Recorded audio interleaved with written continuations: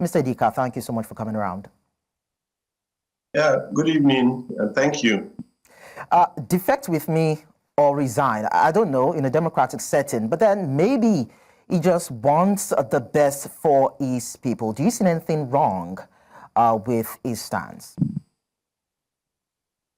Well, as the governor of Akwa Ibom State, Governor Meno, there's nothing wrong with what he said because he has the power to hire and fire.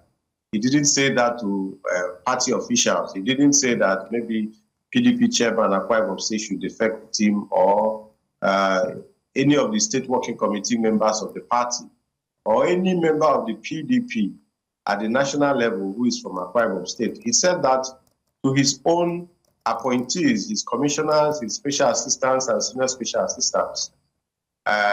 He's right because he can't be the governor in APC and his appointees are in PDP.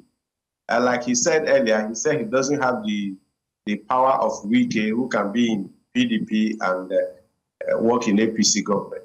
But that said, I think that the governor himself is just playing to the gallery because we saw it in Delta State where the governor and his godfather, Ifeanyi Okowa, alongside his cabinet, left for the APC. But he's trying to divert attention from the fact that he's taking an unconstitutional step by abandoning the ship through which he became the governor of Akwa Ibom State to join the APC for his own personal gain. So that is what I think he's doing. He's diverting attention from the fact that he's defecting from the APC, from the PDP to the APC. And I think that the leadership of the PDP in Akwa Ibom State should immediately initiate a legal process against him if he eventually defects, like he said.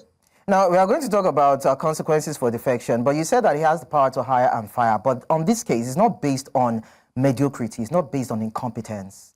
He's saying, I am moving, you need to move with me. But then we are in a democratic setting, and we are talking about freedom of association. How do we balance that? Yeah, I think that it's now the ball, he passed the ball to his appointees. That if you're a commissioner in my government, if you're a special assistant in my government, or SSMT, or whatever position you have in my government that is appointed, you're appointed into that position. I'm saying you should defect with me. Of course, that does not infringe on the right of those ones because our constitution guarantees the right of association for anyone. So any of the commissioners or any of the appointees can decide to resign his or her appointment instead of joining the governor in the APC. Forced resignation. We are going to talk more about this, Moses. We need to quickly go on a break on the news. When we return, we'll pick it from that sports and look at other areas. Do stay with us. We'll be back.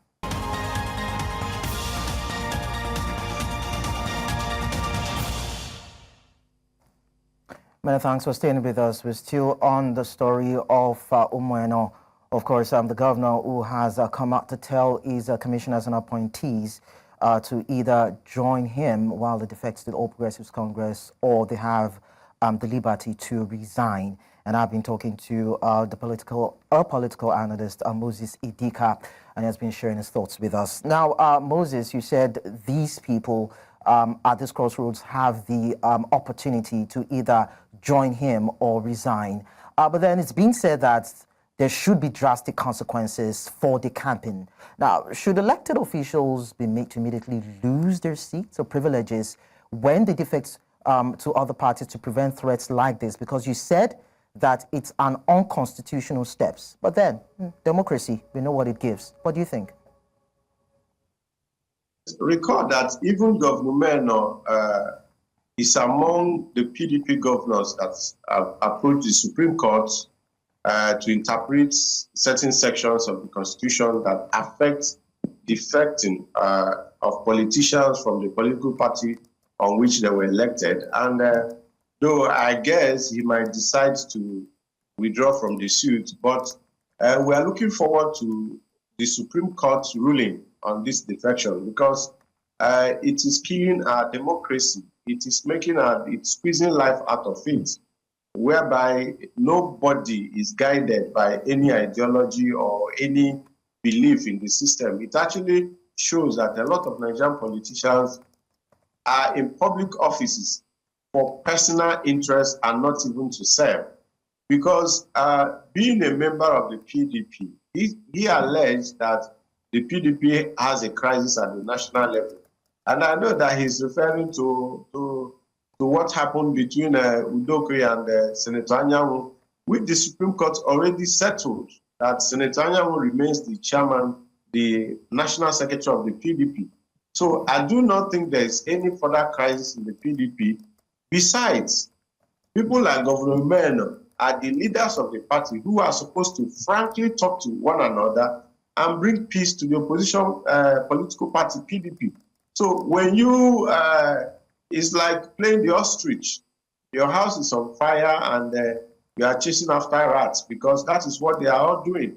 APC is a political party on its own. They have their own crisis. APC has not been able to convene its next meeting.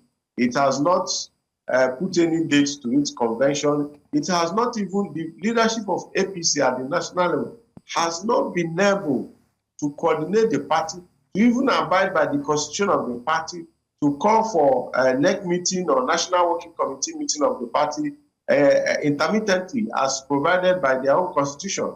So the APC that they are all running to is not even immune from implosion. So I think that going forward, by the time the Supreme Court decides on this, then we can know exactly how it's going to play out. But also, I think that, you know, the presidency of Bola Tinubu is somewhat jittery. So they are going around southern Nigeria to make sure that all the governors in southern Nigeria become APC governors. Just yesterday, the Minister of Justice and Attorney General of the Federation issued a statement through his aide denying that the EFCC actually met the Delta State governor before 48 hours before him and the Ifeanyi Oko were defected. So when you look at these dynamics, you definitely, what is going on is unconstitutional. But we now look forward and look up to the Supreme Court to take a decisive decision on the spate of defections among politicians in Nigeria. Pending when that happens, the other side of these, talk or this defection is that they say that the All Progressives Congress is actually performing creditably in power, and this administration has actually done quite well with its different measures and interventions and its policies. Do you think that's a tenable excuse or reason why you think these people might just be defecting?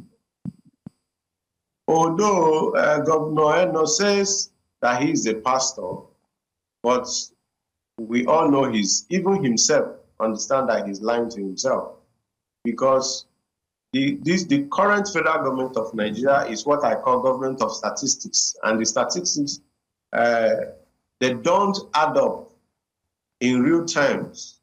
We don't see it in the living standard of Nigerians. More Nigerians have, been thrown into abject poverty than they were some 5 years ago. A lot of industries in Nigeria have shut down. The purchasing power is squeezed. Very few Nigerian families can actually feed themselves now, aside from those in various aspects of the government, maybe at state or federal level. So when any of these defecting politicians come to tell you that Tinubu is doing well, you begin to wonder what world they are living in, because our roads remain debt traps. The airports are not even nothing to write home about. Food prices are at the highest level. The naira is still hovering around between 1,600 to 2,000 naira to a dollar. And when you put all these indices together, you find out that anybody telling you that the government is doing well is just amusing themselves. There is no such thing. Every Nigerian today, including those in power, understand that Nigeria is in serious economic crisis. So the governor is lying to himself, and it's unfortunate. So basically what you're saying is that these decampments has to do with what benefits the political class and not necessarily Nigerians. All right, Moses Idika, thank you so much for sharing your thoughts with us on the news. Thank you.